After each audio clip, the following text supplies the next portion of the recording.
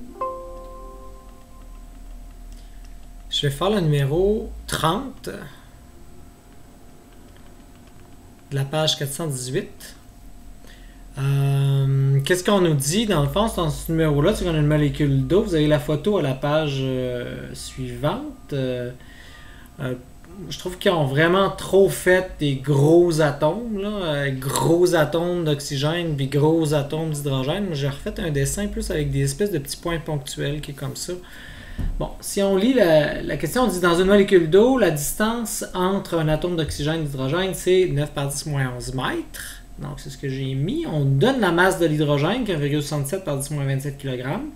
Puis on a aussi 16 fois la masse d'hydrogène, ça va donner la masse de l'oxygène. On a aussi l'angle qu'il y a entre les deux, là, entre les deux molécules, c'est 105 degrés. Maintenant, on veut calculer ici le moment d'inertie de différentes situations, deux situations différentes. On pourrait le faire par rapport au centre de masse. Je pourrais vous faire calculer la position du centre de masse, puis le faire par rapport au centre de masse dans certaines directions.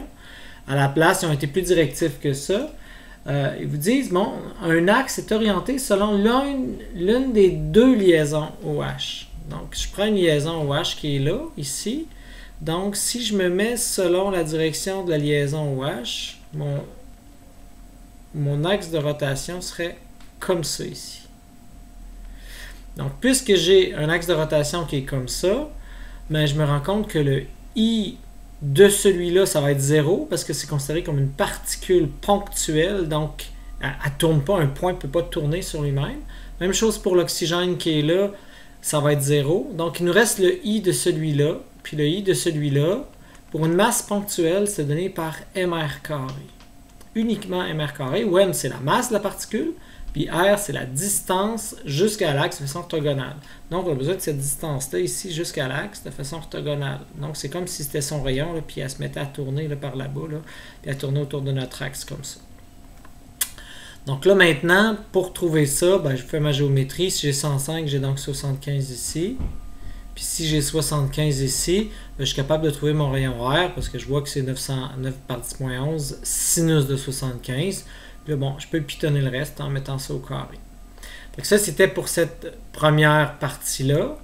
Fait que vous êtes capable de faire le A. Maintenant, le B. Si on lit le B, qu'est-ce qu'on nous dit? Mais là, c'est un peu différent.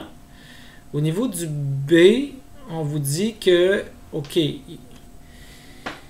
comment il est formulé exactement là? Un axe passe par l'atome d'oxygène, donc l'axe passe par l'atome d'oxygène, mais il est parallèle à une droite qui joint les deux atomes d'hydrogène. On va commencer par faire cette droite-là qui lie les deux atomes d'hydrogène, c'est ici. Donc, j'ai cette droite-là, mais là, il faut que ça passe par l'atome d'oxygène qui est ici, et il faut que ça soit parallèle à l'autre, donc comme ça ici. Et là, je me rends compte que ça va pivoter comme ça ici. Donc, automatiquement, je vais pouvoir dessiner, ben, trouver mes moments d'inertie. Mes moments d'inertie, ben, il va falloir que j'aille lui. Lui, c'est 0, il est encore sur l'axe, l'oxygène, donc je n'avais pas besoin de la masse de l'oxygène. J'ai lui. Bon, c'est symétrique, là, parce qu'on voit que ça va être parfaitement entre les deux. Donc, là, ici, c'est à la même distance. Si je le fais pour lui, je vais trouver le R, puis je pourrais faire, dans le fond, 2 fois M R carré. Mais le R qui est là, c'est celui-là là, que j'ai besoin. Là.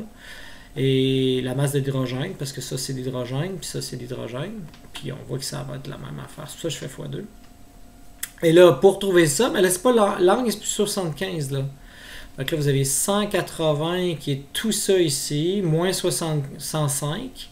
Ça fait 75, puis qu'on divise en deux. Bon, bref, ça fait 37,5 degrés ici. Donc là, cette fois-ci, ça va être le sinus de 37,5. Et ça y est, c'est fait. Là, vous êtes capable de pitonner le reste.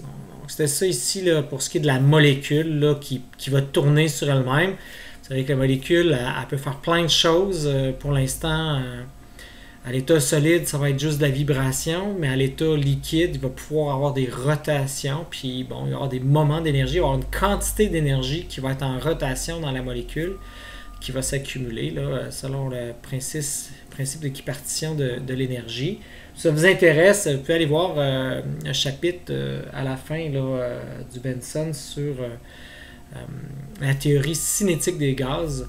Puis il y a une partie où est-ce qu'on parle de solide, liquide, gazeux. C'est super intéressant. Ça fait pas partie du cours du tout, là, mais ça peut être, pour ceux qui veulent pousser plus loin, là, la théorie cinétique des gaz. Là, on vous a toujours dit que les molécules vibraient à l'état solide, tournaient à l'état liquide et vibraient aussi, naturellement. L'état gazeux, ben, c'était en plus de la translation. Donc, ils sont libres les unes des autres. Donc, on parle un peu de cette théorie-là là, à la fin du chapitre. Donc, ça résume.